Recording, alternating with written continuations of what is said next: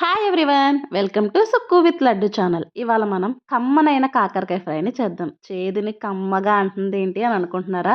చేదు లేకుండా పిల్లలు కూడా 3 ఇయర్స్, మా బుడ్డోడికైతే 3 ఇయర్స్, వీడు నేను కాకరకాయ ఏపినప్పుడే రెడీ అయిపోతాడనమాట తినటానికి. అంతలాగా కమ్మగా ఎలా చేసుకోవాలి అన్నదైతే ఇప్పుడు చూసేద్దాం. నేనైతే ఒక కేజీ కాకరకాయలనైతే తీసుకొని పైన దాన్నంతటిని ఇష్టమైతే చెక్కచ్చు, లేదంటే గనక అలాగ ఉంచేసినా కూడా చేదైతే ఉండదనమాట. తర్వాతన వీటిని చక్కగా చిన్న చిన్న స్లైసెస్ కింద కట్ చేసేసుకోండి. ఇప్పుడు ఈ కట్ చేసిన స్లైసెస్‌ని అన్నీ ఒకే సైజులో కట్ చేసుకోండి. లేదంటే మనకి నూనెలో వేపుతా ఉంటాం కదా! అప్పుడు కొంచెం ఒకటి తొందరగా మగ్గిపోయి మాడిపోయినట్టు అనిపిస్తది. ఒకటి తొందరగా వేగదనమాట. అందుకని ఒకే సైజుతో అయితే పెట్టుకోండి.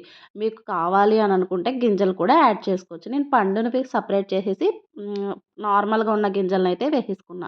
ఇప్పుడు ఇందులోకి పసుపు, ఉప్పు వేసుకోండి. మీకు చేదు పోయి కమ్మగా ఉండాలి అంటే ఖచ్చితంగా ఇలా పసుపు, ఉప్పు వేసుకోండి. కాకరకాయని చాలామంది ఇష్టపడే వాళ్ళుంటారు. వాళ్ళేంటంటే ఇలాగ చేదుగా ఉన్నా కూడా తింటాకి ఇష్టపడేవాళ్ళు ఇలాగ పసుపు, ఉప్పు ఏమి వేసుకోవసరలా. తినరు అంటారు కదా!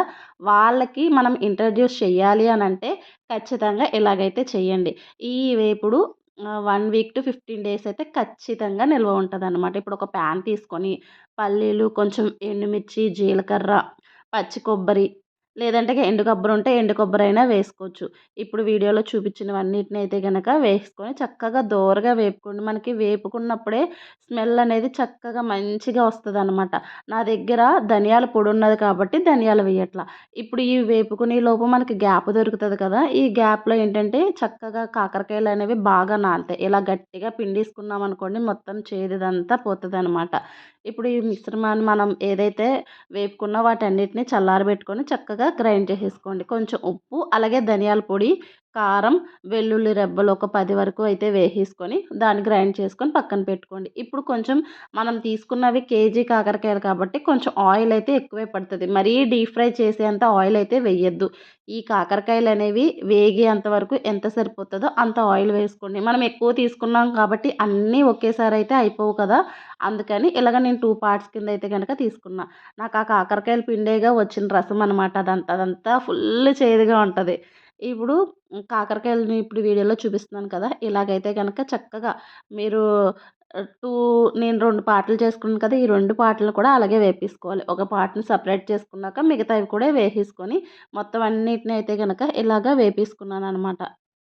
చక్కగా సిమ్‌లో పెట్టుకొని మీరు వేరే పని చేసుకోవచ్చు. ఒకవేళ హైలో పెట్టుకొని వేపుకున్నారనుకోండి గమ్మున మాడిపోతాయనమాట.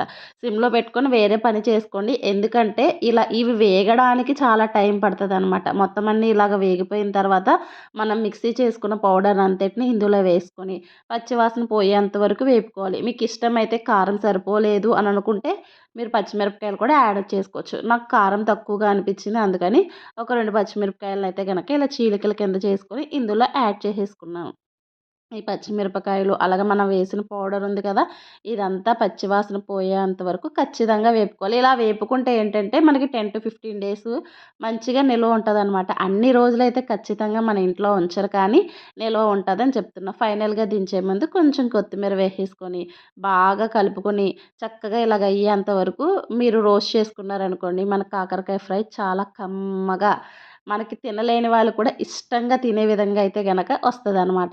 ఇలాంటి మరిన్ని వీడియోస్ కోసం సుక్కు విత్ లడ్డు ఛానల్ని సబ్స్క్రైబ్ చేసుకోవడం అస్సలు మర్చిపోవద్దు. ఖచ్చితంగా ఈ కాకరకాయ ఫ్రైని అయితే ట్రై చేయండి. Thank you.